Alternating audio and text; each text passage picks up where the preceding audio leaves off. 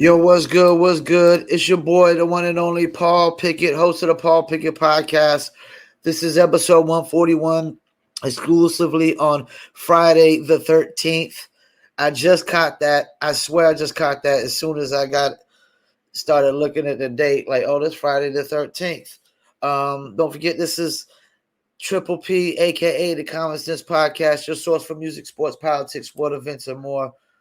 The video version of my podcast always goes to YouTube, Facebook, Instagram, Rumble, and then I'll take the video and I will stream it live on three of my Twitter accounts: Twitter at Paul P Podcast, Twitter at Paul W Pickett, and Twitter at Promo Palace LLC. And definitely follow me on Rumble because Rumble, the video is already monetized, and YouTube requires 1,000 subscribers and 4,000 watch hours, which 4,000 watch hours isn't nothing to sneeze at. It's not just a little bit of watch hours. Also, don't forget that audio version of my podcast goes to Spotify, Apple, Amazon, Deezer, TuneIn, Stitcher, Slacker, iHeartRadio, Player FM, Podchaser, Podcast Addict, and much, much more. So definitely follow me on those platforms.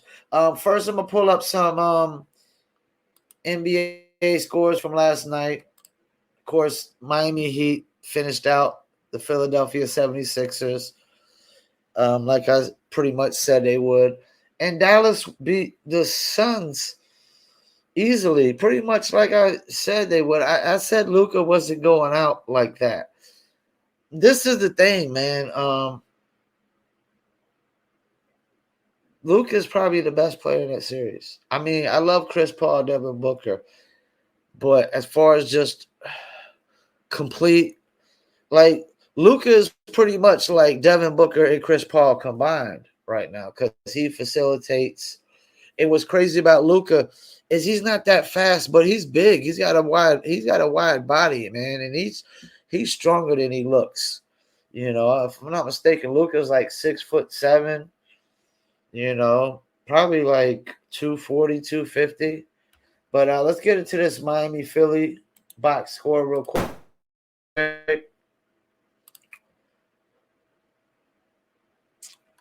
Jimmy Butler basically sealed the deal with 32 points, 4 assists, 8 rebounds, 1 steal, 2 blocks, 12 points from PJ Tucker and 9 rebounds and 2 blocks, 10 points from Bam Adebayo with 8 rebounds, 2 steals, and 1 block, 20 points from Max Strauss, that's the thing about Miami. They just be finding dudes.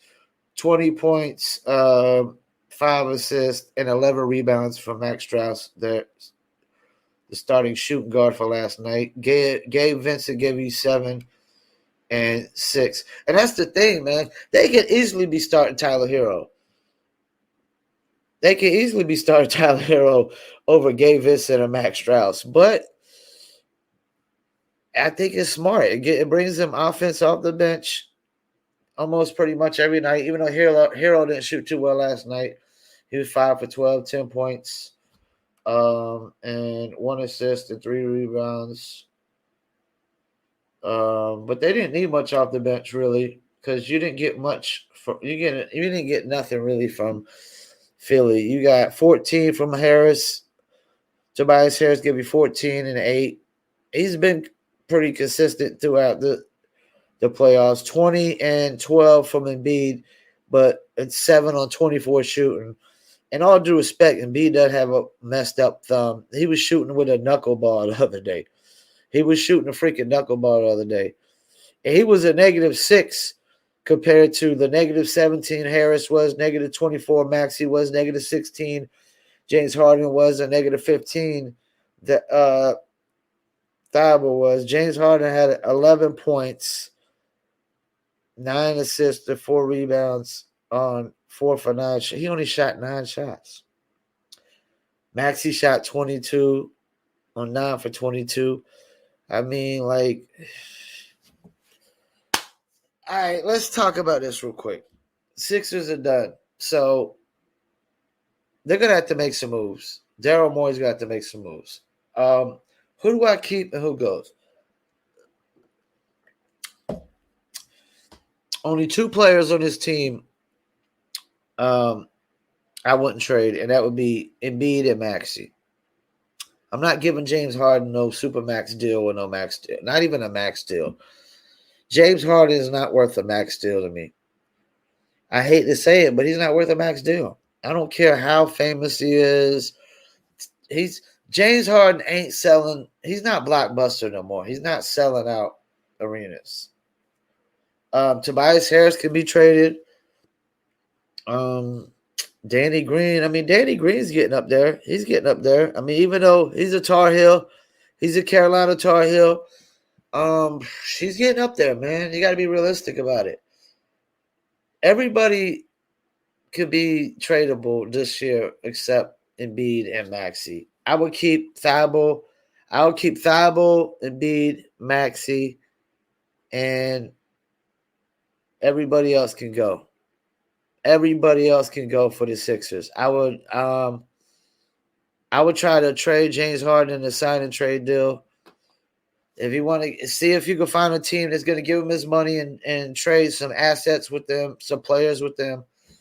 Because I'm not doing it, man, if I'm the Sixers. I'm not giving James Harden the money. And I'm not giving Ben Simmons no money if I'm the Nets either. No kind of extension or nothing until he prove himself. And congratulations to the Miami Heat.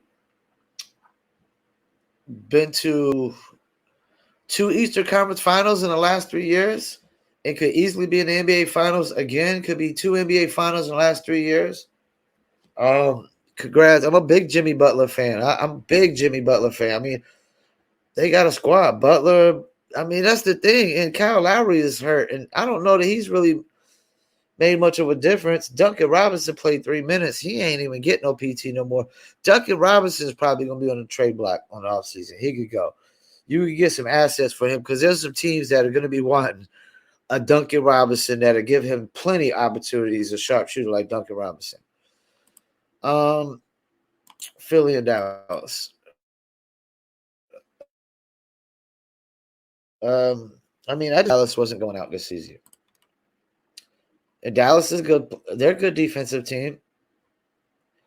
But like everybody on his Suns was like -18 for Bridges, 7 points. Crowder gave you 9 points, -7. 21 points from DeAndre Ayton, but he was a -16. 21-11 and 1 assist. -19 for Devin Booker. He had 19 points, 8 turnovers, and 8 rebounds and 3 assists, 1 steal block. But, I mean, those 8 turnovers don't help. And then, of course, Chris Paul had 5 turnovers himself and only 13 points.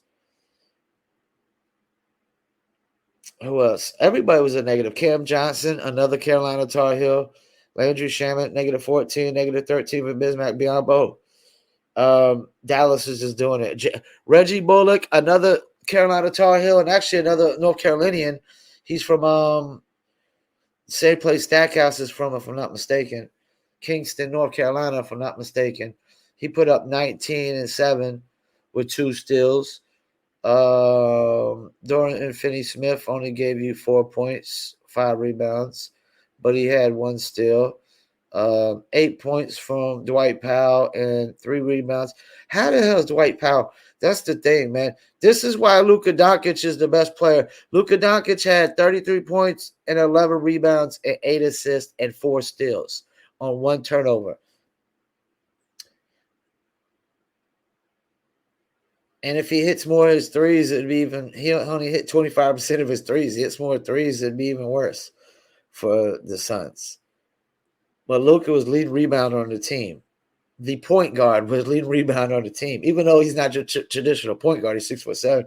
Jalen Brunson also gave you 18 points and 2 assists, and then Maxi Kleber gave you Kleber gave you. I always say his name. I always say Kleber. I guess because I always want some Kleber elf cookies or something. I don't know. 9 points and 4 rebounds, and Spencer Dinwiddie finally showed up a little bit. 15 points on 5 for 7 shooting, and 3 assists and 1 rebound. That's the thing. You need if Dinwiddie shows up next game, Dinwiddie can give you like a 20-something and Brunson can give you 20-something, and Luka just does Lucas-like things, Dallas Mavericks can win this series. Dallas Mavericks can win this series. They can win this series. And if Dallas Mavericks can win this, if Dallas Mavericks win this series, they can beat the Golden State Warriors. They could beat the Golden State Warriors if they could beat the Suns. Because the Golden State Warriors are looking vulnerable right now. And we got the games tonight, Boston and Milwaukee. I'm going with Boston, take it to a game 7, and I'm going with Golden State tonight. But I would not be shocked if Memphis wins. I would not be shocked if Memphis wins tonight. All right, enough of the NBA. I'm going to get into a couple topics, and I'm going to share my screen when I do that, get into these topics, which I normally don't do, but I need to get in more into reacting to videos and just screen sharing with information and just reacting to that. But before I do, let's get into a word from one of our sponsors.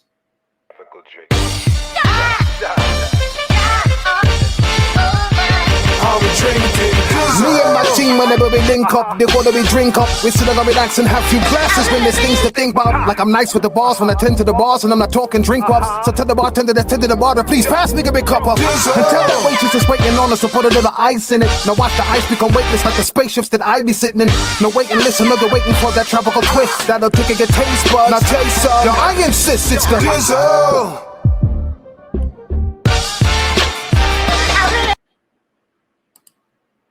That's right. Dizzlebrand.com. Do you dizzle? Yes, I dizzle. You see the hat. You see the shirt. Go to Dizzlebrand.com. Check them out. Dizzlebrand, premium luxury liqueur.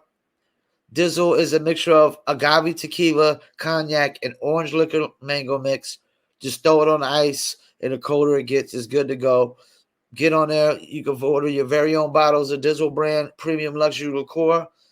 Go to Dizzlebrand.com, click on our locations, and click on one of the top 3 links, and you can order your very own bottle or bottles of Dizzle.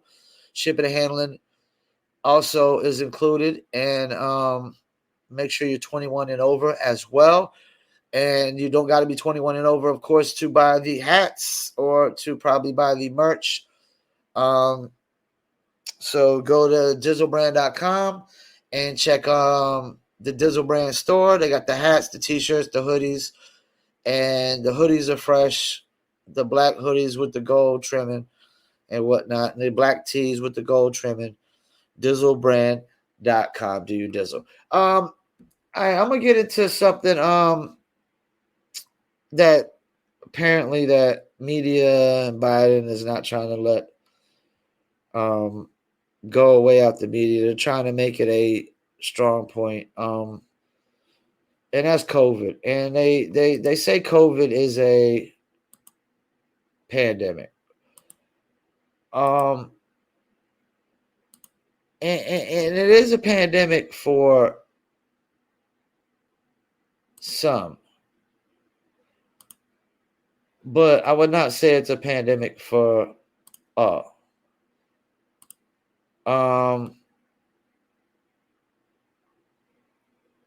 Like, I'm looking up right now, you got the number of coronaviruses in U.S.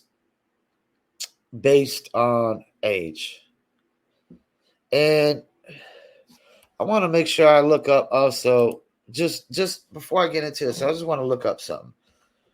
Flu deaths per year. USA.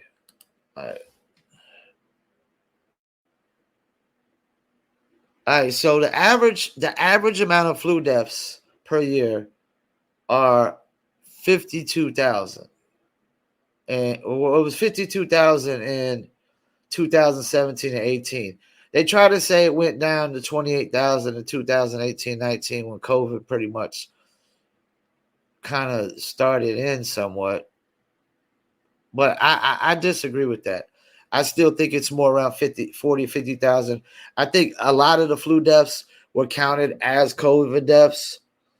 I mean, I don't got no proof or facts to that, but I'm just going off of common knowledge. The flu deaths didn't just disappear. They didn't just disappear just because COVID came. I know that much. They were still there. I just think some of them were misrepresented and accounted. So 50,000 people in 2018 died from flu deaths. That was the estimate. Now, okay. So let's get into COVID deaths per age. This is in the U.S. From ages 0 to 17 years old. That's basically all kids, pretty much. 1,000 deaths. 1,000 deaths in the whole U.S. from 0 to 17. And that's the thing. You got some people who die from COVID and with COVID. I don't know how they differentiate the two, but I know that people who died with COVID didn't necessarily die from COVID. And that's facts. That's facts. You don't need a rocket scientist or Dr. Fauci to tell you that. From ages 18 to 29, which is pretty much what I feel like when I walk out the door, even though I'm not, 6,000 deaths. That's like 44,000 less than flu deaths per year. Ages 30 to 39, which is getting a little bit closer to me. 18,000 deaths in the whole U.S. I mean, yeah, that's 18,000 people died, but when you base things off of statistics, numbers, and cases, it doesn't seem like it's a pandemic for anybody ages 39 or below. It's definitely not a pandemic for kids. And I would argue that 1,000 is so specific, 1,017. I would argue that some of those cases were just kids who died with COVID, but might have died from the flu or something else, or pneumonia or something of that nature, or they could have had some other medical issues. Ages 40 to 49. That's my age group. Now we're in my age group. 42,780 deaths. I mean, that's pretty specific number. Just like 18,039. I really think these numbers are not totally accurate because we don't know if it's with COVID they died or from COVID. But even from ages to 40 to 49, it seems just like the flu. 40,000 deaths. That's how many flu deaths happen every year. About 50,000 deaths, 40 to 50,000 flu deaths every year. I can tell you it wasn't no 20,000. It didn't cut in half because COVID came. They just counted flu deaths as COVID. I guarantee it. Now, this is when things really, really, really get changed. This is when things really, numbers start going through the roof. All right. So ages 50 to now, and this is the thing, we were at ages 40 to 49. So 50 to 64. I would argue that it's probably more 55 to 64. Because I would like from 49 to 50, it's automatically going that. No, I would argue it's probably more into the 60 to 64 that these deaths occur, 55 to 64. But this idea that you just go from 49 to age 50 and then the death goes to the roof I think it's a little bit, you want to go more off of 55 to 64. I'm just going off of common sense, common knowledge. So you get from ages 50 to 64, and I'm going to pretty much say 55 to 64. It's 186,000 deaths. Now you see that jump? 42,000 to 186,000. I mean, when we went from 1,000 to 6,000, I mean, that's a 600% increase, but it's only six times the number. And then when you get into 6,000 to 3,000, that's only three times the number. And 8,000 into 42,000, that's a little over two times But then you get into 40 to 186,000. That's four times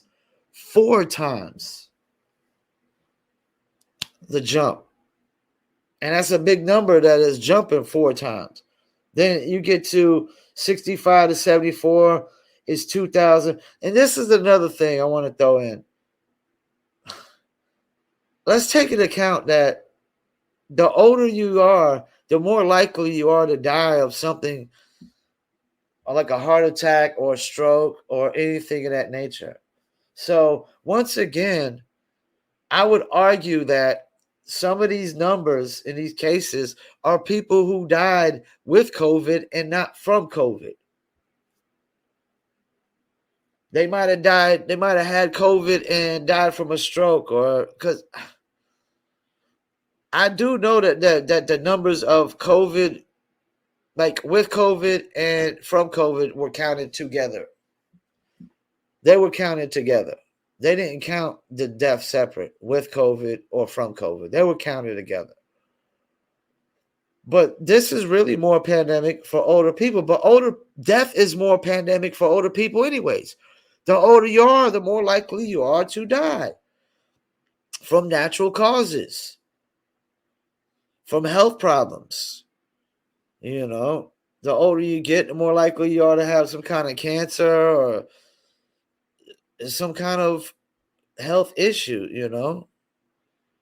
My grandmother had 2 strokes in 1 year at like age 70 something, 80 something, you know. Like the older you are, the more likely. So we also got to take into account that the older you get, the more likely you are to die anyways. You know, so like that's the thing. If older people want to wear masks and it makes them feel safer, that's fine. But you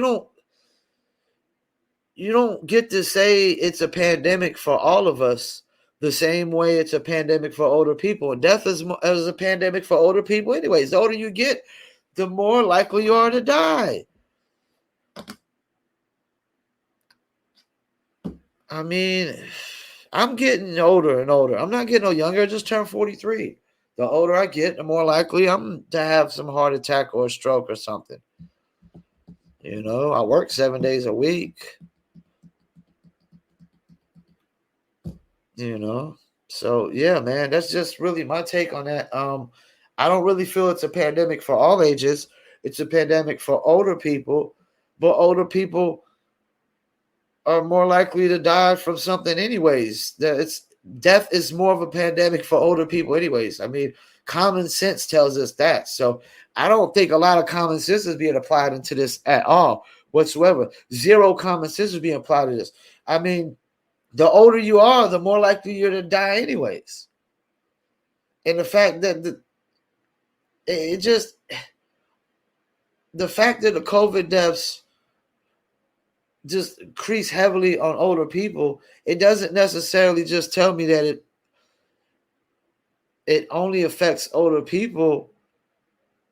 Worse, it also tells me that older people are less healthier than younger people. You know, they done went a longer lifetime of not exercising, eating wrong. When somebody who's at age 18 to 29 hasn't went through the length of time of eating bad food and eating unhealthy and not exercising, and as somebody who's 50 to 64. You know, even me, man, I mean, I got to walk every single day, but I got hit by a car. That definitely put me out of shape. Definitely caused me to get a gut. When you laid up in bed for 6 months straight and you can't walk, what kind of exercising you doing? You ain't eating nothing, but anything you eating is fattening. You know, so yeah, that is one thing that really I wanted to go over, because I just felt like, you know, people trying to make it seem like COVID is a pandemic to all of us, but no, it doesn't affect all ages the same. And if it doesn't affect us all the same, you can't say it's a pandemic for all of us. You know, you can't say that. And it's not my responsibility to take care of complete strangers and make sure complete strangers are healthy and, and not getting COVID. And, if people, I mean, that's the thing. For a while, I think it's going to be a long time. You're going to have some people wearing masks and a high majority of people saying, I'm not wearing a mask. Because when you really look at it, for people my age and under, it's really just like the flu. For older people, yeah, it might be more unlike the flu, more stronger than the flu to them, but they're more likely to die anyways because they're more likely to be unhealthy. Because the older you get, the more unhealthy you get. We're born to live and we live to die. I'm gonna get into another topic before I do. Let's give you another word from one of our sponsors. Are you a musician looking for music marketing and promotion? Then look no further than Promo Palace LLC, your one-stop shop for all music promotion services. Services include Spotify playlist pitching, YouTube video promotion, record pool promotion, blog placements, radio airplay promotion, SoundCloud promotion, and much more. With over 2,000 customers and over 10 years of experience in online promotion, Promo Palace LLC is a company you can trust. For more info, please go to promopalace.biz. See you there. That's right. You need marketing promotions, please go to Promo Palace LLC at promopalace.biz. Your one-stop shop for all music promotions. We do press releases, blog placements, SEO, playlist pitching, TikTok influencers, Instagram influencers, music video promotion, and much, much more. Get marketing promotions at promopalace.biz. I'm gonna share my screen again, and I'm gonna get into a topic that has to do with something that's heavy right now, the abortion thing. And I did talk about it, but I kind of want to talk about something that kind of made me think about. So let's go ahead and share the screen again.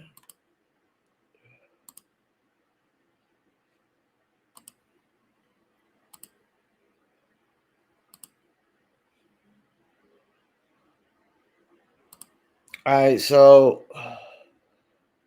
I was looking at I saw this thing where somebody was explaining abortions in the United States by race.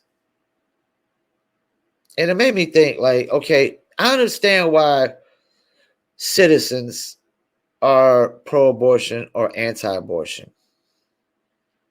But why would government, any form of government, be pro-abortion?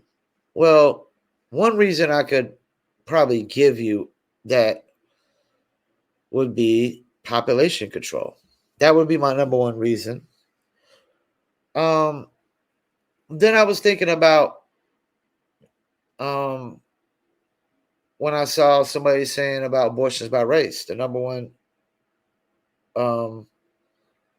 like I'm looking at it right now. It's 33% for whites, 38% for blacks, which is almost 40%, 7 for other, which I don't know what the hell that even means. 21% Hispanic. Other is probably like Asian and everything else.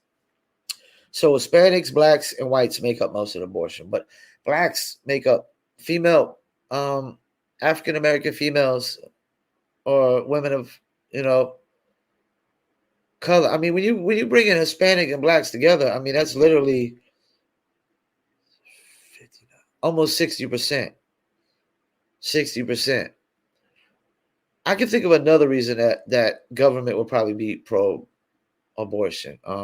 Is if they know, I'm pretty sure there's people that know that this percentage of black abortions is higher than all other races, and they're probably cool and comfortable with that. You know what I'm saying? They probably want to keep that going. They probably want it higher. You know what I'm saying? And what's crazy to me is the Democrats are the ones that really push this pro-abortion thing, but they're so pro-black, but they gotta know, the Democrats know this percentage just like the Republicans know. If I know it, Democrats, Republicans, Independents, they all know it. They all know this percentage. So how can you be pro-black and pro-abortion at the same time when 38% of abortions is black women?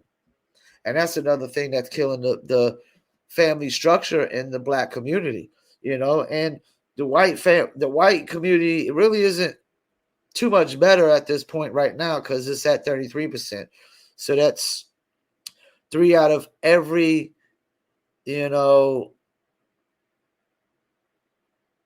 than 3 out of every 10 women about 3 out of every 10 women are getting abortions in the white community, and about 4 out of every 10 in the black community, and 2 out of every 10 in the Hispanic community. But that's only in America. In Mexico, I guarantee in Mexico, it's probably like 1%, man, because they're really about family in like Mexico and South America. They probably don't have a lot of abortions in South America whatsoever. I guarantee. I'm just guessing. It's probably like 1% in South America, maybe 10% at the highest. But I guarantee, and that's very low compared to 3 out of every 10 and 4 out of every 10. I mean, 80% of Hispanic women are not aborting. They're wanting to keep the family together. And you don't have a lot of breakups in Hispanic homes, like divorces and stuff like that, as much as whites and blacks. The divorce rate for whites and blacks is just through the roof compared to Hispanics. I guarantee it. I don't even gotta look that number up. I guarantee it. And definitely through the roof compared to Asians. Definitely through the roof compared to Asians. So that's two reasons that I would think that government is concerned with being pro-abortion. Population control and the fact that it's predominantly black women, you know what I'm saying? They're looking at it from the racist analogy, and they're probably definitely trying to control that population just as much as just controlling the population in general. And COVID, and that's another thing, man. I'm throwing it out there. COVID was either accidentally leaked. I don't believe one bit that COVID came from bats or anything of that nature. I totally believe it came from a lab, and it was either accidental or intentional. And if it was intentional, I'm going on a record and saying it now, it was all about population control. Just like government pushing for pro-abortion. I mean, that's the only reason I could think of government being pro-abortion. Because it can't be your body, your choice. It can't be that. It can't be that. Because your body, your choice they only apply it to certain things. They don't apply it across the board. You know what I'm saying? They don't. Like, for example, I know it sounds crazy, but if it's my body, my choice, then I should be able to walk out the house naked and not get arrested for it. And another thing about abortion, who gets to dictate and decide when a life in the womb is a life on its own, like when it's its own separate life? When is it a heartbeat or what? I mean, who gets to dictate and decide that? I can tell you, mankind doesn't dictate that. The laws of nature dictate that. The laws of nature dictate when a life is a life. And I hear this guy on Tim Pool, and I watch Tim Cast a lot, and he was saying, it's person's not a person till they have personality. Man, I know plenty of adults that have no fucking personality. That have zero personality. Plenty of adults that have zero personality. So, no, a life is a life as soon as it's able to have a heartbeat and breathe on its own, as far as I'm concerned. As soon as it's able to breathe on its own and it has a heartbeat, It's a life, you know. But mankind wants to dictate everything on this planet, you know. And that's why we are technically the virus of this planet. Mankind is the virus of the planet. We're worse than COVID. We're worse than the coronavirus. I mean, we slaughter and kill animals every single day. And I'm not gonna lie, I eat a lot of meat. But I do think about that. We slaughter animals every single day. You know, every single day, man. We're just slaughtering animals with no remorse, no conscience, because like, oh, we gotta eat, we gotta survive. You know. Once again, that's mankind, because we don't even know what we were eating when we first were created. We have no clue of exactly what we were eating when we first created. We might only be eating one freaking thing. We might only be eating potatoes like an Irish. I got Irish from me. Maybe we was only eating fruit. You know, maybe we was only eating vegetables. Who knows? I just know I always felt like when we came across cooked food, it was accidental. According to my friend Kareem Stevens, Stranger the Great, he thinks that there was like a forest fire, and instead of having to hunt a deer, you just grab the burnt deer that was dead dead from the forest fire, and then started eating it, and it was already cooked. But my whole theory is on that is, I don't know that it necessarily that would cook the meat on the inside of the animal. He might have been burnt to crisp on the outside, but we don't know necessarily that would have cooked the inside of the animal. Because I like to look at everything from common sense, common knowledge. So my whole theory is we was probably eating some raw ass steak, raw ass liver, probably liver more likely, because it's one of the main things mankind could eat raw is liver. We was probably eating a raw ass liver or steak, and got tired of eating it over and over and over again because it was the only thing we had to eat. And out of frustration, threw it in the fire, and then came back to eat the rest of it later, and it was cooked. It was cooked, and it tasted so much better. So much better. And it probably digested so much better. Who knows? I could be wrong on that. I just know it tasted so much better. And taste alone was enough for man to say, oh my God, you know, if it was a steak, you threw a raw steak in it, came out as a steak, T-bone steak, mankind was having a field day. They were having a field day, spreading the word like, yo, throw it in the fire. You know, but that's my theory, is that we just got frustrated at just eating the same thing, threw it in the fire. Out of frustration, went back to go eat the rest of it, and it was cooked, and it was good. It was good. And then also they say once we started cooking meat and eating meat, cooked food, period, I guess. And I think just cooked meat, our brains started to swell and we got smarter. You know, and a lot of these, every time we come across these things, half these things that we've come across probably in mankind has discovered has been accidental. Like, you know, like, oh boy, in Gravity, like an apple hits your head. Newton, apple. So that's accidental. An apple freaking clunks you on the head, and all of a sudden you discover gravity. That's accidental, man. It's not on purpose. You know. So I think a lot of things in society were done accidental. But yeah, that was just my take on abortion. It's like, I got to understand why civilians are pro-abortion or anti-abortion, but why would government be pro-abortion? It can't be just my body, my choice. That's bullshit. That's bullshit. I just strongly agree it's population control, and maybe racial population control as well. You know, I would not be shocked. Because that's a big problem in the black community is abortion. 4 out of every 10 women are having abortions.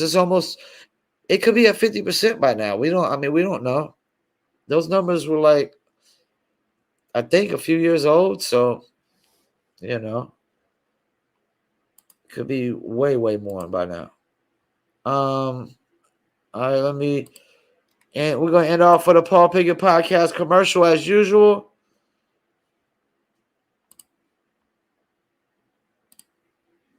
This your boy, the one and only Paul Pickett, host of the Paul Pickett Podcast, a.k.a. Triple P, a.k.a. the Common Sense Podcast, your source for music, sports, politics, sport events, and more. Please check me out 3 to 4 days a week on my video podcast on YouTube, Facebook, Instagram, and Rumble. And check out the audio version on Spotify, Apple, Amazon, Deezer, TuneIn, Stitcher, Slacker, iHeartRadio, Player FM, and much more. Peace. See you there.